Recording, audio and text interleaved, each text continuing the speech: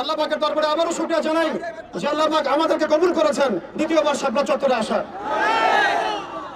প্রিয় ভাইরা, একটা হাদিস আপনাদের সাথে আমি শেয়ার করবো, আজকে আলোচনা করবো, শুধু একটা হাদিস। এই হাদিসটার উপরেই ইনশাআল্লাহ তাআলা আজকের বর্তমান প্রেক্ষাপট উঠে আসবে। নবী করিম সাল্লাল্লাহু আলাইহি ওয়াসাল্লাম বলেছেন, সবাই দরুদ পড়ি সাল্লাল্লাহু আলাইহি ওয়াসাল্লাম, যে ব্যক্তি লা ইলাহা ইল্লাল্লাহ মুহাম্মাদুর রাসূলুল্লাহ সাক্ষ্য দিয়েছে, তাকে তিনটা কারণ ব্যতীত অন্য কোনো কারণে হত্যা করা জায়েজ নেই। তার প্রথম কারণটি হচ্ছে বিবাহিত ব্যক্তি যদি ব্যভিচার করে।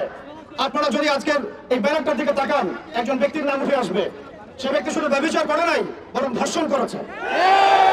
আর এই ব্যক্তি শুধু একজন ব্যক্তির প্রতিকৃতি নয়, বরং বাংলাদেশের একটা সিস্টেমের প্রতিকৃতি। একটা সিস্টেমের প্রতিকৃতি হিসেবে সে এখানে নামকরণ করেছে বা নামকরণ করা হয়েছে।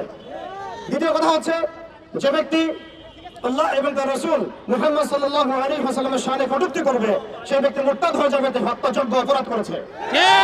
এবং চার মাযহাবের কোনো ইমামের মধ্যে কোনো ইখতিলাফ নাই যে এই অপরাধ করলে তার বেঁচে থাকার কোনো অধিকার নাই। তৃতীয় কথা হচ্ছে, যদি কোনো ব্যক্তি হত্যার বদলে হত্যা করে, অর্থাৎ নিরপরাধ ব্যক্তিকে যদি কেউ হত্যা করে, তাহলে তাকে হত্যা করতে হবে। এটা কিসাস। এই কিসাস এই ব্যানারের মধ্যে লিখিত নামের মধ্যে জড়িত আছে। শুধু একটা দুইটা কিসাস না, হাজার হাজার কিসাস এখন দাবি রাখে। প্রিয় ভাইরা, প্রিয় তাওহীদি জনতা, বিশ্ব এবং দেশ দুটো মেরুতে ভাগ হয়ে যাচ্ছে। হয় আপনাকে ঈমানের শিবিরে থাকতে হবে, অন্যথায় কুফরের শিবিরে থাকতে হবে।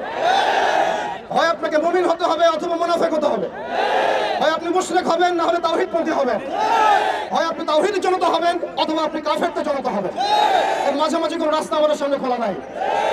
শাপলা চত্বর থেকে আমরা দ্বিতীয়বার প্রত্যয় ব্যক্ত করতে পারি, বাংলার জমিনে আমরা আল্লাহর সামনে কটূক্তিকারী, নবী সাল্লাল্লাহু আলাইহি ওয়াসাল্লামের সামনে কটূক্তিকারী কোন ব্যক্তির অস্তিত্ব রাখবো না ইনশাআল্লাহ।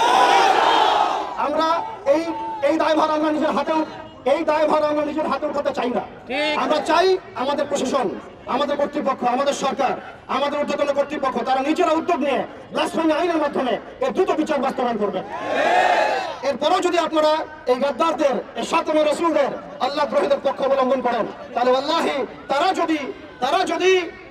যদি কাব বিন আশরাফ হতে পারে, আমরা মুহাম্মদ বিন মাসলামা হতে পারবো। তারা যদি কাব বিন আশরাফ হতে পারে, আমরা মুহাম্মদ বিন মুসাইলামা হতে পারবো ইনশাআল্লাহ। তারা যদি ইবনে খাতাল হতে পারে, আমরা কাবার গিলাফ ধরা ঝুলন্ত অবস্থায় তাকে হত্যা করতে পারবো ইনশাআল্লাহ। তারা যদি আবু রাফে হতে পারে, আমরাও ইনশাআল্লাহ তাআলা আনাস বিন বলেন সেটা হতে পারবো ইনশাআল্লাহ তাআলা। এক কথায় আমরা নিজের হাতে আইন উঠাতে চাই না। আমরা চাই আমাদের প্রশাসন, আমাদের কর্তৃপক্ষ, আমাদের সরকার যেন এই বিষয়ে ব্যবস্থা গ্রহণ করে। আমরা কালিমা লা ইলাহা ইল্লাল্লাহ মুহাম্মাদুর রাসূলুল্লাহ পড়েছি। এটা পড়ার মধ্যে দিয়ে আমরা মুসলিম হয়েছি, মুমিন হয়েছি। কিছু মানুষ এটা অস্বীকার করে কাফের হয়েছে, কিছু মানুষের সাথে গাদ্দারি করে মুনাফিক হয়েছে, কিছু মানুষ ইসলাম কবুল করার পরেও এইরকম ইসলাম বিরোধী তৎপরতা এবং কর্মকাণ্ডের মধ্য দিয়ে মুরতাদ হয়ে গেছে। আর শাতমে রাসূল এমন পর্যায়ে মুরতাদ যাদের তওবার দরজা খোলা নাই। তারা যদি তওবা করে তবুও তাদেরকে কতল করতে হবে।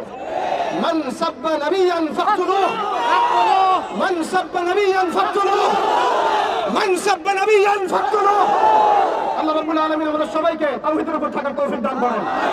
অবশেষে ভাই একটা কথা বলে শেষ করব, আমরা আমাদের স্বাধীনতা, সার্বভৌমত্ব এবং ইসলামের মৌলিক অধিকারগুলো ততদিন পর্যন্ত বাস্তবায়ন করতে পারবো না যতদিন পর্যন্ত বাংলার জমিনে শরিয়া কায়েম না হচ্ছে, যতদিন পর্যন্ত বাংলার জমিনে আল্লাহর দ্বীন প্রতিষ্ঠা না হবে, দ্বীনের ইকামত না হবে, উমারা এবং খেলাফা না আসবে, ততদিন পর্যন্ত আমাদের স্বাধীনতা বলে কোনো কথা নাই। অতএব আমরা ডালপালা ধরে আলোচনা বন্ধ করবো, শেকড় নিয়ে কাজ করবো ইনশাআল্লাহ।